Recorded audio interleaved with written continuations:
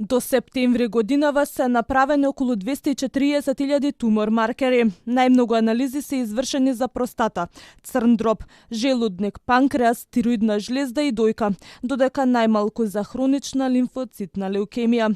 По реакциите во јавноста дека на клиниката за онкологија недостасуваат тумор маркери, директорот на Фондот за здравствено осигурување уверува дека тоа не ги загрозува пациентите, бидејќи голем дел од анализите ги извршува и клиниката за биохемија, која се наоѓа само неколку метри подалеку.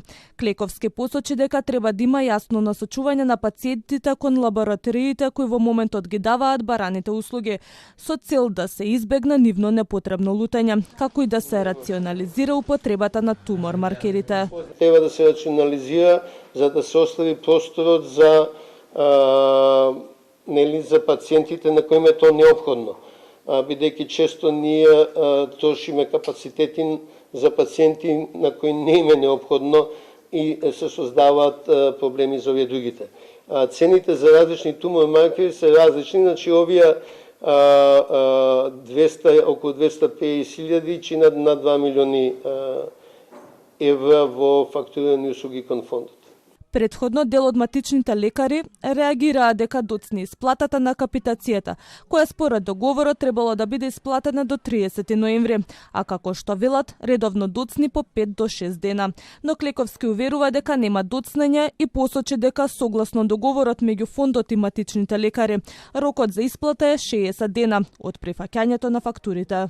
Исплатата за ноември од 493 милиона во моментот се реализира.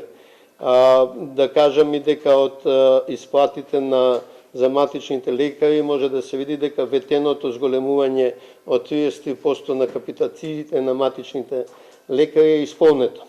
Во однос на реакциите за доцнењето на исплатите за породилните отсуства, Клековски изјави дека најголемиот дел од средствата се исплаќаат помеѓу 10 и 20 во месецот. Додаде дека најчестите проблеми со исплатата на породилните се должат на задоцнетото пријавување на родилките од страна на работодавачите, а често доцнат и државните институции.